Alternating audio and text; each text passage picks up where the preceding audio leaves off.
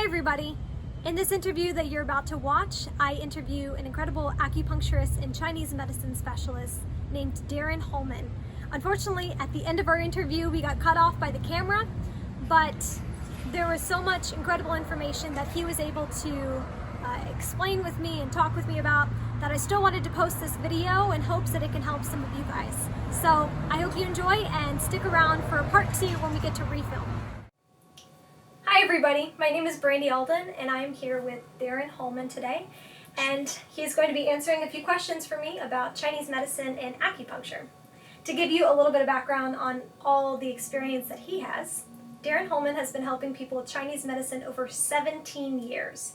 He graduated from Virginia Tech with his bachelor and master's of science and engineering. Soon after, Darren started an acupuncture school in Bethesda at the Maryland Institute of Traditional Chinese Medicine. He decided to continue his studies as he transferred to Texas College of Traditional Chinese Medicine and graduated valedictorian in his class with Masters of Acupuncture in Oriental Medicine. Personally, I have been working with Darren for, a year and a half now? A year and a half. And he is the epitome of a lifelong learner. To this day, he continues to further his studies and his education on different acupuncture techniques and treatments, and is always looking for new and innovative ways to continue helping his patients through the use of natural remedies. So, I think we're just going to go ahead and jump into this interview and get started. My first question is that I think it's safe to say most people familiar with acupuncture treatment, they may not be familiar with how acupuncture or Chinese medicine works.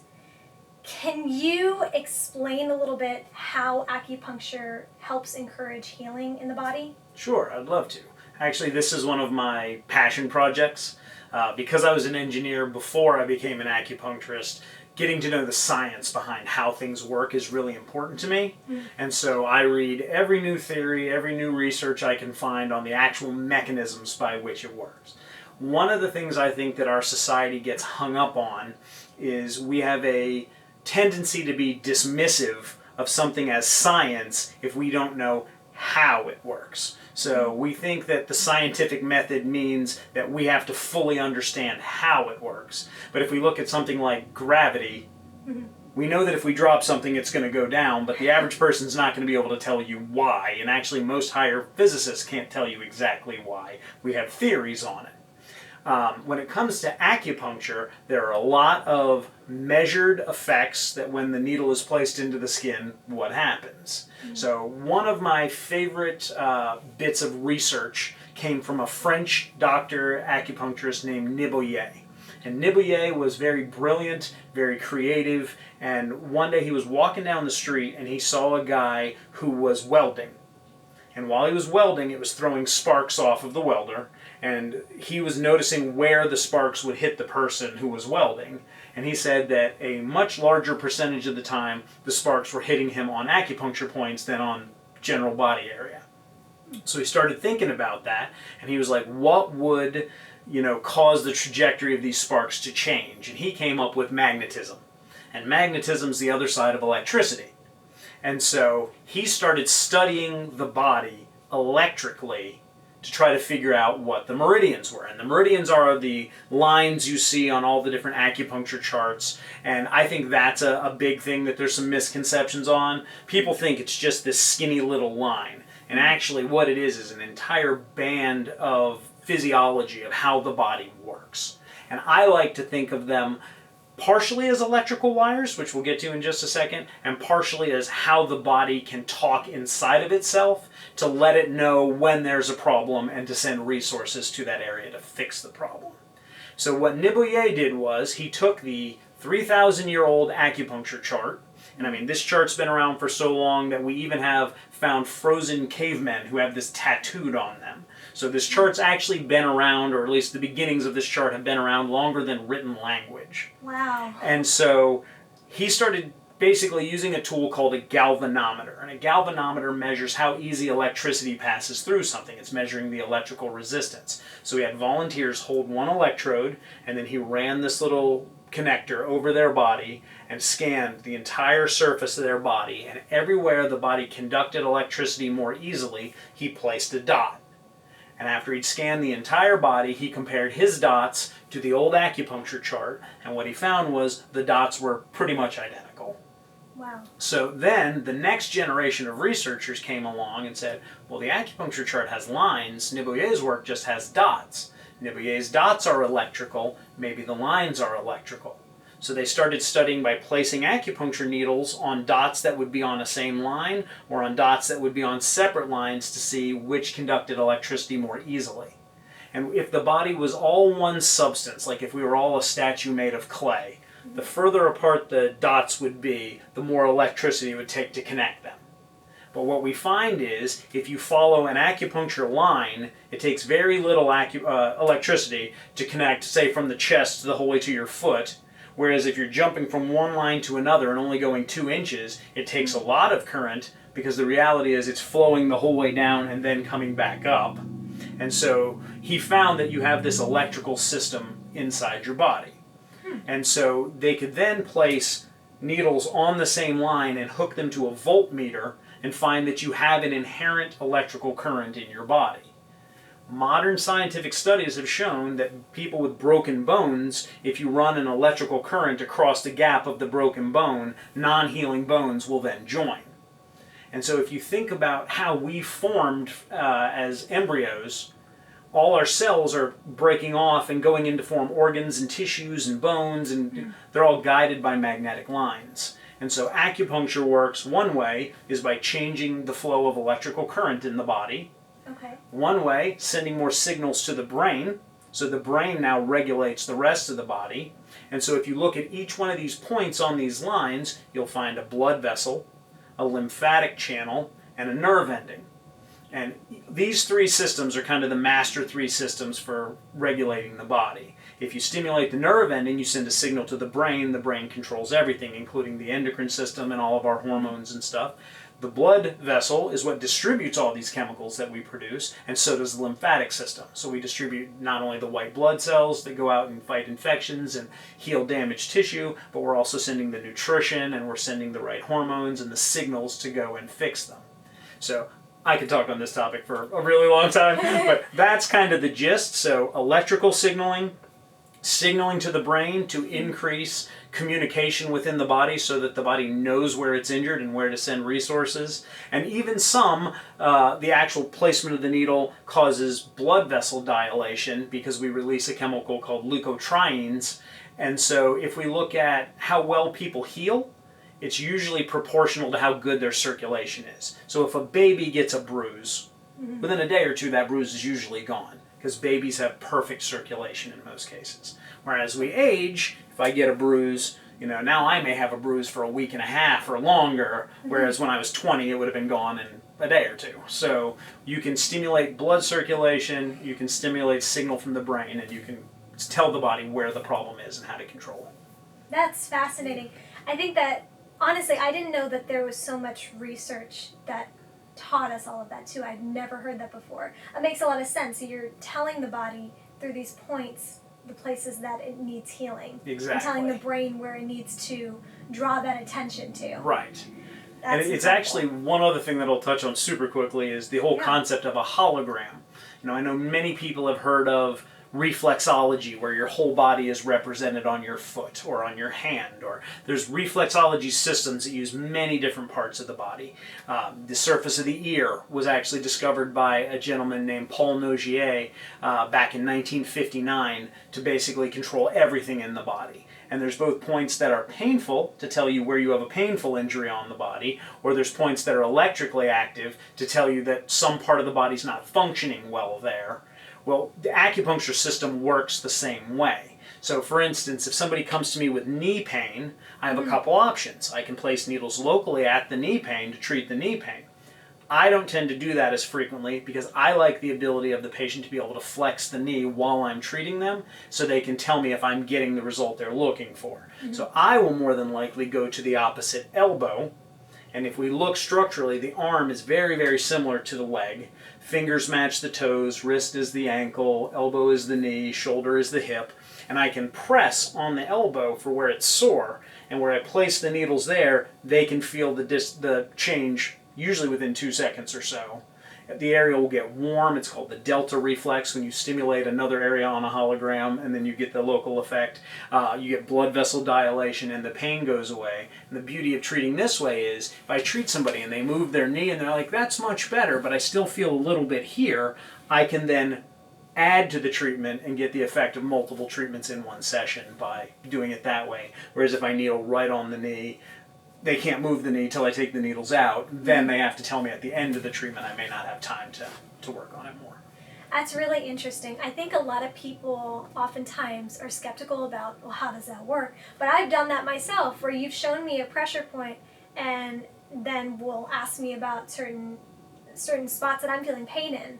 And then by putting an acupressure needle into that one point, it's not even remotely close to where I'm experiencing pain, I experience that relief. And so it's hard unless you've actually experienced it yourself. But I mean, how fascinating the body that when the body I first works learned that way. that system, I didn't believe it either. I had learned a much more traditional system at first, and now I would never go back. And now there are times, I would say 10%, where maybe there's some sort of communication error inside the body and the distal points aren't working as well. And sometimes I either need to go back and clear up what the communication problem in the body is, or that 10% of people I may need to do local needling on.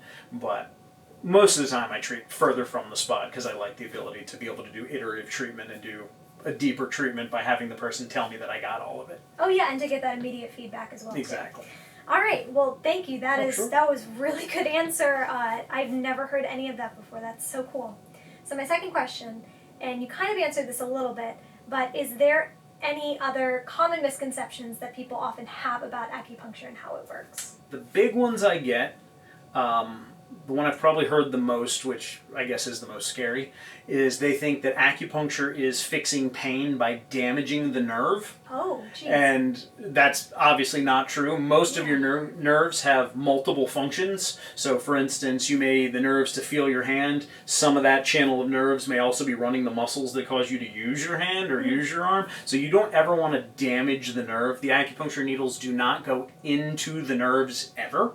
Most of the time, the acupuncture needles are going into hollow spaces between tissues that are filled with electrolyte-rich fluid. This is another model of how acupuncture works.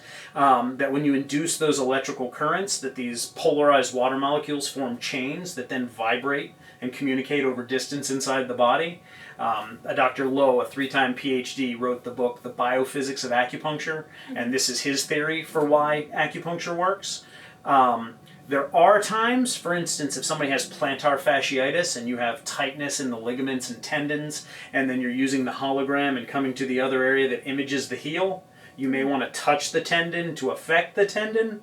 Or if someone has pain that's the whole way down to the bone, you may want the needle to just barely come close to the surface of the bone because you're trying to get to the depth of where the problem is to cause the solution. But in most cases, no. You would never be in tissue. Usually you're between things, and you're definitely never in the nerves. Like hitting a nerve would definitely be a poorly conducted acupuncture treatment. So that's the big one. The other big one I get is that you have to believe in it, that it's a placebo effect. I myself have been very blessed to get to work with the Carolina Raptor Center, so I get to work on some animals. And I got to work on a bald eagle named Luke, who was, I think he's 28?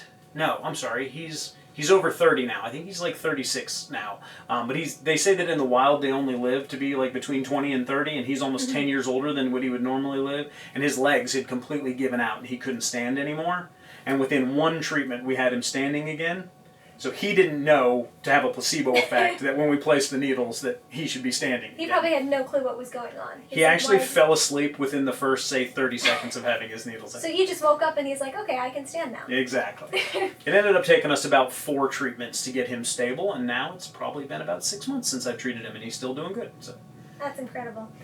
Okay, well, the next question I have for you is, personally, every time I tell somebody that I get acupuncture done, the first question that they ask me is, does it hurt? And to which I respond that I barely feel the needles at all. If you were to talk to somebody who was nervous to get acupuncture done because they were nervous that it was going to hurt, what would you tell them to encourage them to try it out? I actually have this conversation on almost a daily basis. So yes, that's a big concern with a lot of people. Normally I tell them that there's many different types of acupuncture. Pretty much the needling in almost all of them, regardless of what country of origin your system comes from, is not going to be painful. Now, in some systems, they want to do more stimulation on a needle so that you're moving more of that energy around, and they call that Da Qi, or the arrival of energy. So the Chinese tend to use a slightly larger needle and use more hand techniques to stimulate this. Now, when I was first trained, that's what my training was initially in. As I've practiced more and more, I tend to gravitate towards more of a Japanese approach. Okay. And the Japanese believe in much more sensitive palpation to find the points, and then you can stimulate the point by using less sensation for the patient. So now I use Japanese needles, and I use the second smallest size made, which is a 46 gauge, which is really tiny. To give you some kind of a ballpark, the doctor's small injection needle, you can fit 30 of my needles inside the bore of their small injection needle.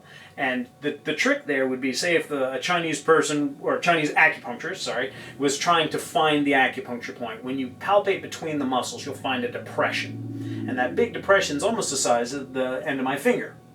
So if you use then a larger needle and you insert it in, and the secret of why it doesn't hurt is it's a single fiber and not a tube. So a syringe, like you're going to get a doctor's injection from, has a hollow tube in the middle, which means it has to have an edge. An edge that's sharpened as a blade. So whenever they stick that into you, it actually cuts you, and then whenever you get one of those, they have to put a Band-Aid on afterward. With an acupuncture needle, it's a single fiber, so it just parts the tissue, and when I pull it back out, the tissue sticks right back together, and I don't need to put Band-Aids afterward. And so those sizes vary greatly depending on how much stimulation you're going to do. So if I put my finger in that dent and I use a larger needle and then I spin the needle back and forth until you feel like a general heaviness on that point, that's more of a classical Chinese technique. Now the Japanese would find that point, and then within that depression they would feel for another depression or a teeny bump. Usually like someone touched it with the tip of a pencil or like a tiny grain of sand, depending on if there's too much energy there or too little energy there. Then you use a very small needle and you place it in, and it usually only has to go in a matter of millimeters. Barely penetrates the skin at all, but because it's so precise in its location, the effect is about the same as if you did the deeper penetration with the more stimulus. So the longer I practice, the smaller the needles I use, because I can make it more comfortable for the patient, and I'm finding the results are about the same.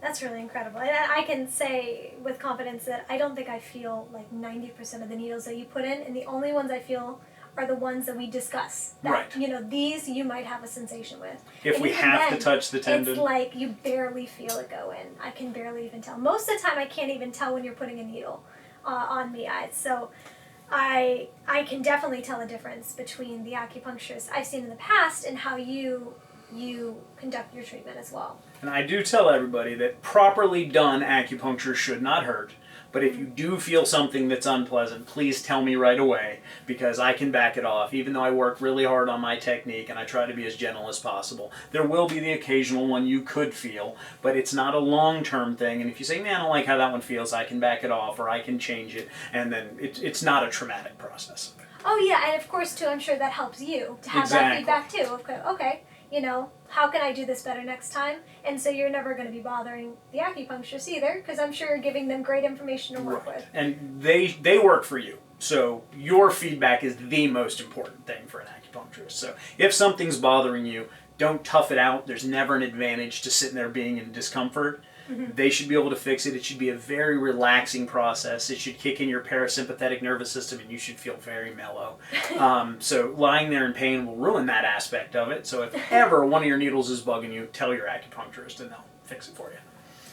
All right. Okay, so why did you choose to study acupuncture over different forms of medical care? Because you've had a lot of experience. I'm sure you were introduced to other forms. But why did you originally choose was going to be... I had considered being an osteopath, originally. Can you define that for people who might Osteopath know is what called a that is? DO, or a doctor of osteopathy. I have a number of good friends who went that route. So think of your traditional medicine doctor, but that they tend to work a lot more with structure. A lot of your DOs work with physical rehab and things like that. One of my dear friends does that up in DC, and he's big into regenerative therapies for the joints and things like that. For me, it just came down to, maybe it's because I'm a big softie. Like the idea of treating patients that are having terminal diseases and things like this, I care a lot. In Chinese medicine, we'd call that an earth type person. Like I'm a nurturer. I'm a guy, but I almost think of myself as like a second mother to my patients. And losing patients would probably be hard on me. So I chose a lifestyle type medicine where I could work on fixing the things that are bothering people, arthritis or infertility or allergies or, these kind of things that, when not managed well, could make your life miserable. Autoimmune conditions, these kind of things. But my odds of being the one who's managing, life or death care is lower. And, I like to know that I can make a big change in someone's life, but I'm probably a big softie, so the idea of losing a lot of patients is probably something that I wouldn't do with emotionally very well. So that's one thing that took me this way.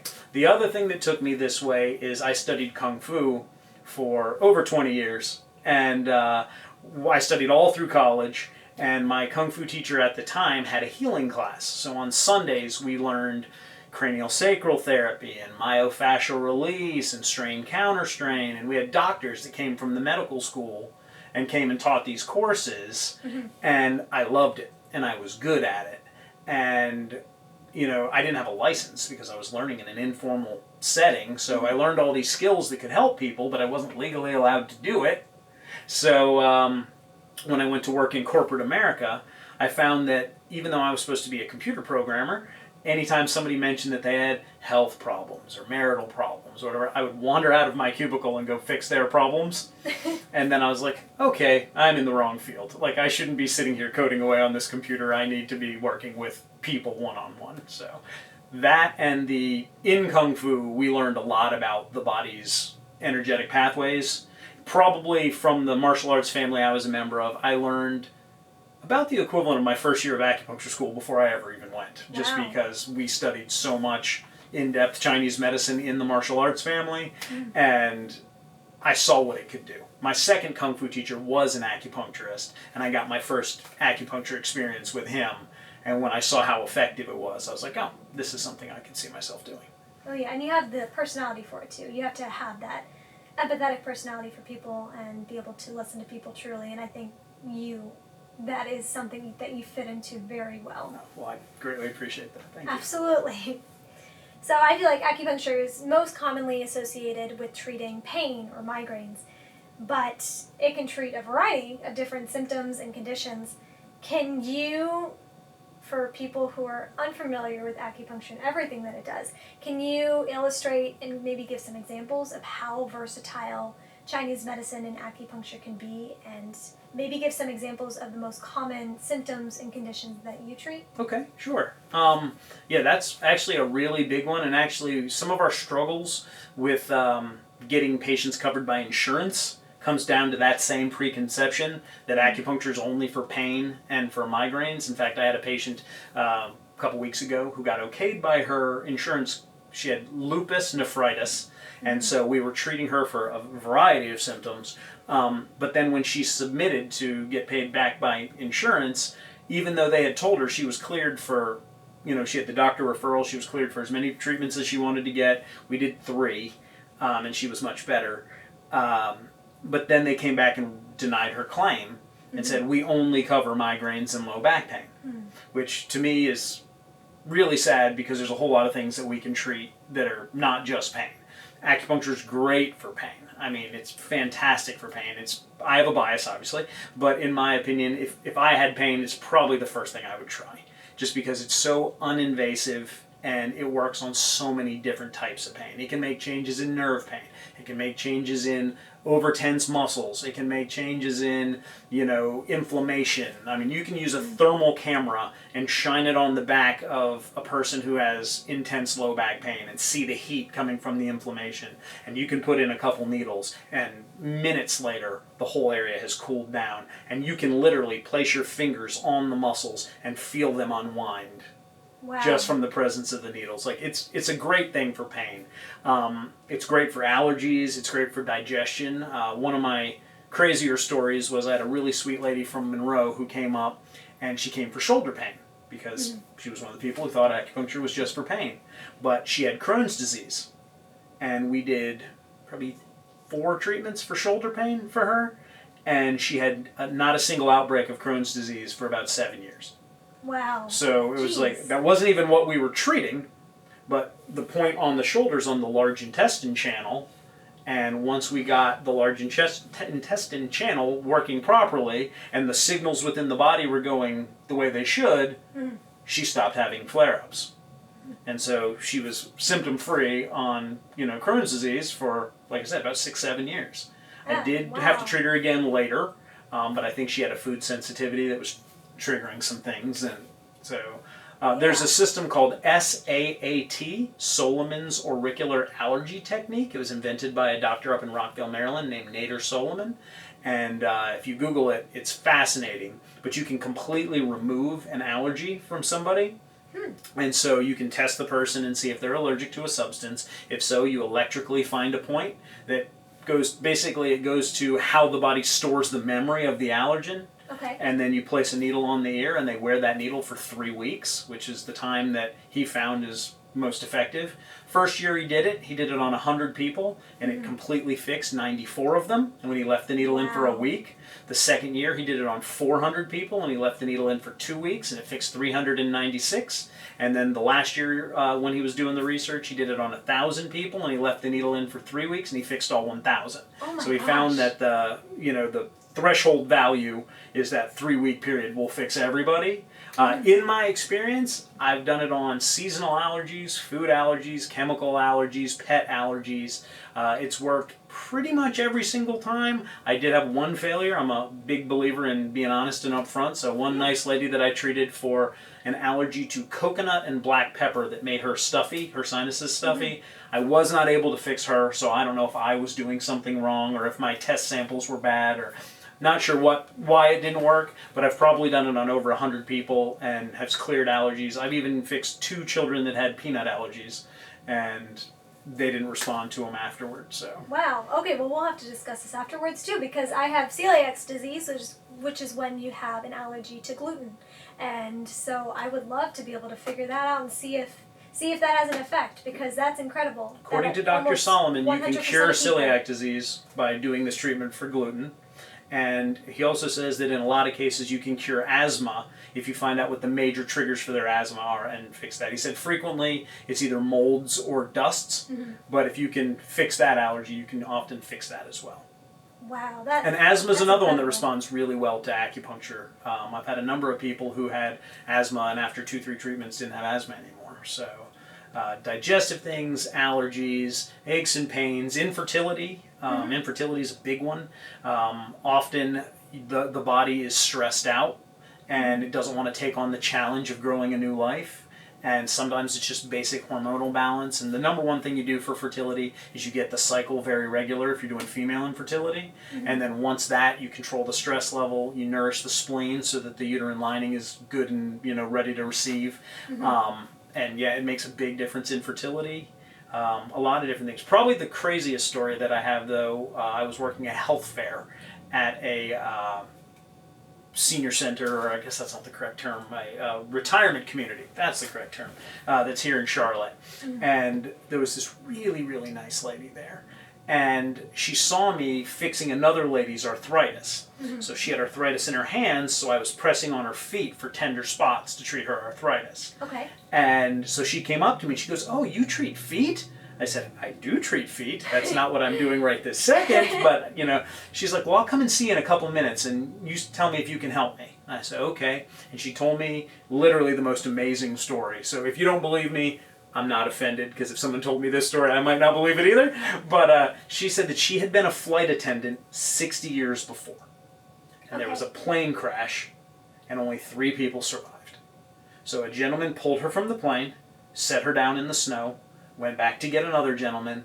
Those 2 gentlemen tried to keep her warm until help got there.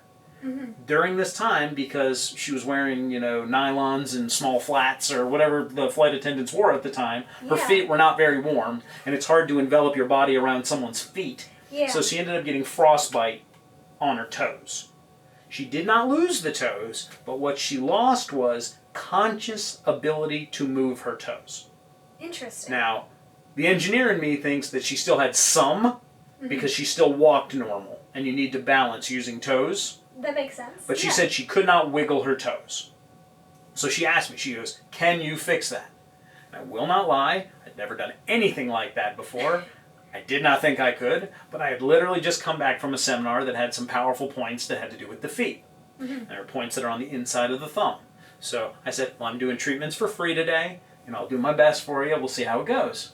So I put 1 needle in the very top of her head, furthest distance from her feet. Okay. And it's also a scalp point that works on the legs and feet. And then I came down to her thumb, and I put a needle here and a needle here. And I was brand new to these points, so the reason I put 2 was because after I put the first one, I realized I was a millimeter off, so I put another one. So I had made an error, but we put the 2 needles on the side of her thumb. I did the same on the other thumb, and then I let her rest for about 10 minutes while I went to take care of another gentleman's knees. I came back after about 10 minutes, and I asked her, "How are your feet doing?" And she looks down and she goes, "I think they're moving."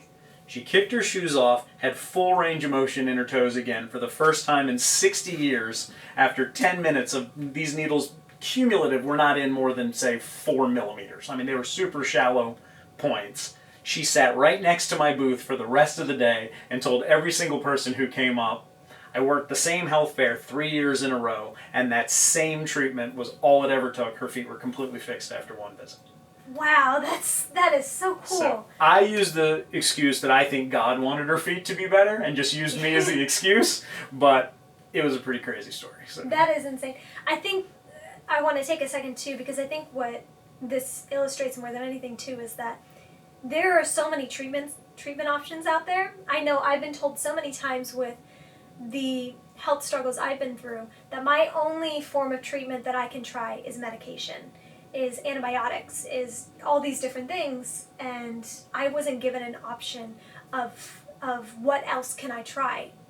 And to hear that, acupuncture can have such a huge effect, but at the same time, you said that there was that study that showed that you could 100% cure allergies with acupuncture treatments as well, which is absolutely incredible. And he's an MD who made that. Like I said, Dr. Darren Holman. So it's all scientifically researched and backed up. I'm a big believer in making sure I don't overstate things, because one, I don't want to have a false bill of sale. I don't want to mislead somebody. And so when I first learned SAAT, I was skeptical. I will not lie. It sounded too good to be true. So anytime I learn a new system, one, I have a 100% money back guarantee on it, because what if it didn't work for that person? 2, I did it for free on 30 people before I charged anybody for it to make sure that it worked. Right. Because it sounded too good to be true. Now, I understood the mechanisms. I looked up the science behind it. I understood how he derived it.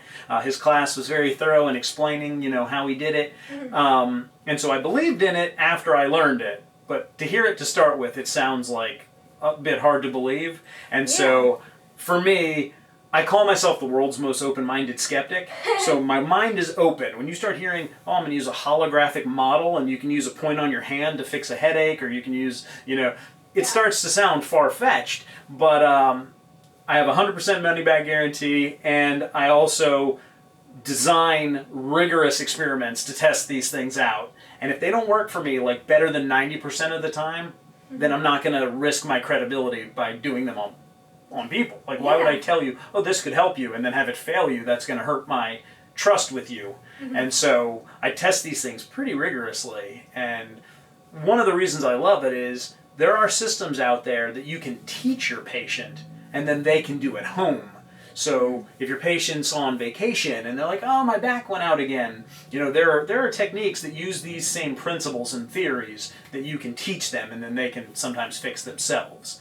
And so I try to collect as many of those as I can too, because I think that a healer should not only help you get better, but they should teach you the tools to be able to control your own health. I love that. Yeah, that's great. And I think, like, even if a treatment like that only helps 75% of people, still, that's 75% of people who had no other options at that point in time.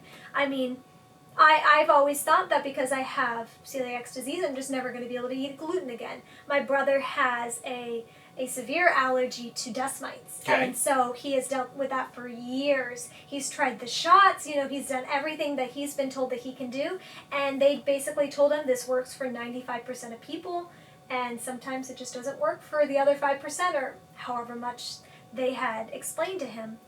And for him, he doesn't know where else to go. So now it's just one of those things he deals with. Gotcha. But to know that there is another step that you can take, another Right. thing that you can try even if it only works on, like I said, 75% people, that's still incredible. Right, That still people a have that choice. option. Yes, that we have that choice. All right, so we talked about the common symptoms and treatments. Okay, for someone who wants to see if acupuncture works for their concerns, Mm-hmm. what advice would you give them to get started? And how would you suggest they go looking for a quality acupuncturist? I know in my experience, the first acupuncturist I saw just wasn't a great fit for me. Gotcha. I wasn't seeing the benefits that I wanted to. And so the second time I went into a new acupuncturist, I was very skeptical. And then I saw the benefits. And then I started with you when I moved back to North Carolina. And even more so now, I see the benefits every week. If I go a week without having my acupuncture done, I can tell. And so what would you suggest people look for when trying to look for the best possible acupuncturist they can find? I think a lot of it's about relationship. Okay. I think it's also a lot about your credentials and where they, kind of the schooling that they had. Mm-hmm. This one's a dangerous question because it can be political, and I don't want to be political. If you ask a lot of acupuncturists, they would say, look for the letters LAC at the end of the name. That means licensed acupuncturist. That means you've been through the full acupuncture schooling, and that you've had well over 3,000 hours, probably close to 4,000 hours by now, in your degree, and you've went through long clinical internship under supervision, and you've treated lots of patients before you're out there hanging out your own shingle. Mm-hmm. The reason they say this is because there's other things that are called like certified acupuncturists. So MDs and chiropractors and things like this can do it on a much shorter amount of training. I think this is dangerous. Not that they can do that, but that people say rule those people out automatically. Yeah. I've met a number of chiropractors who, and this is going to be really unpopular with my other acupuncturists, but I've met a number of chiropractors who became acupuncturists and fell in love with acupuncture and then studied on their own to fill their knowledge out that they didn't get during their first certification course. So I think these people can still be good acupuncturists. I like faith in the human spirit that, these people, if they love what they're doing, can still learn. Nothing I learned in school is not available in a book. Mm-hmm. So they could study these things even if it wasn't in their initial training. Now, you could say that if the person has LAC, they've already guaranteed to have that length of training. And they had to sit for national board exams. And so when I was taking my national boards, I have national certification in acupuncture and Oriental medicine, which includes herbs. So there's 5 national board exams. And so you're tested thoroughly, on a national level to make sure you know what you're talking about. Okay. And so the LAC guarantees they have all those things. This being said, I'm open-minded that there are other practitioners who can be good as well. So my thing is that the fit with the person is going to be huge. Will the person work with you on how you want to be worked with? Can you discuss your case, and do their answers give you clarity? So if you are the type of person who wants a really scientific answer, and they tell you, oh, I'm just going to balance this energy and this energy, but that doesn't mean anything to you, that might not be as helpful for you. Now, there are a ton of practitioners out there who go just by the Chinese medicine model, and the language in that model talks about balancing organ functions or balancing these types of energies. And I'll tell you, that's all very, very legitimate. But it feels like another language. But if you don't understand Yes. what they're saying, and if they're not good at putting it into words, either scientific language or just language that you can understand, you could feel a disconnect from your practitioner. It's like if we hadn't grown up with Western medicine and how, we talk about heart disease and things like that, I'm sure it would feel foreign to us. I know Exactly. I work with a Chinese medicine doctor who helps prescribe me herbs to help with a multitude of different issues. And when I started with him, I had no clue anything about Chinese medicine. And so hearing the way that he talked and explained things, I felt completely clueless. And I was like, is he really saying anything? But then earlier this year, I took a course on Chinese medicine, just the basics. And I can tell you just from that simple course that I took, I started to understand exactly what he was saying. I was like, oh my gosh, that makes sense. I understand what you're saying now. But yes, if you were not familiar with that, that can be very daunting Right. to hear that and not know what they're trying to explain. Another thing I've always had a theory about is that I know the first acupuncturist I went to that I wasn't a great fit for, they didn't spend a lot of time with me before my appointment. I wrote down my concerns, which was great, and then they would review it and we discuss it for maybe a couple minutes. Right. But we never had that time to really sit down and discuss all the little symptoms I was experiencing. And I found that is very important to have that conversation and be able to talk with any doctor in person and really be able to have that conversation in depth of this is what I'm dealing with. Can you explain to me what might be going on so that we can really try to target exactly what we need to be treating? Would you agree with that? I would totally agree with that. I think that's one of the strengths of Chinese medicine. So someone can come in the door with something you've never ever treated before. But since you listen to them in a certain way that you are looking at patterns, how does this pattern of symptoms show up? And this tells me what type of imbalance is going on inside the body. Hearing these little subtle, oh, but this week this happened. Oh, but this week this happened, gives you a deeper level on which pattern is really floating to the top that week. Which thing needs to be addressed. So you could say, oh, I've got ringing in my ears and sciatica. And a trained Chinese medicine person is going to be like, gallbladder meridian for sciatica, gallbladder meridian passes through the ears. That ringing in the ears is probably gallbladder related. I'm going to go straight to work on the gallbladder. But if then we get into a deeper conversation and you start saying, I'm having trouble seeing at night, night blindness, floaters in my vision, my temper's a little bit up. You start saying, oh, well, maybe it's more liver affecting gallbladder, and maybe it could change just a few simple points of how you would address what was going on, and that could make a big difference in how effective the treatment was. So that's a great point too, because if you think about it, I'm sure everyone out there has researched their symptoms on WebMD, and you type in, hey, I'm feeling dizzy, and I'm feeling tired, and I'm feeling anxious. And those symptoms can be symptoms for just about every condition and anything that you struggle with. Those can be 3 pretty prominent symptoms. And so you really have to evaluate things on a deeper level to really know what's going on. And if you don't know what's going on, how are you going to get the best possible treatment? Exactly. And now the other thing is, acupuncturists are all different types. I'm married to an acupuncturist. We treat completely differently, but her results are fantastic. But if we were to treat the same person, we would probably choose completely different points. Both get great results. Different people have different strengths. I've met practitioners who can place their fingers on your wrist and tell you everything that's wrong with you in great detail. I've met other ones who can just do the interview. Some people are intuitive and just kind of pick it up from being around you. Some people feel the skin and actually feel the channels and see what's going on. I think I'm kind of a hybrid. I'm not great at any one of those, but I'm good kind of across the board. You utilize all of them. And so I kind of put them all together, but different practitioners have different strengths, and how they choose to treat the patient is going to vary. And so someone who's much more pulse related may go less towards the interview and more towards the time with their finger on the pulse, because that's their interface, how they really know what's going on with you.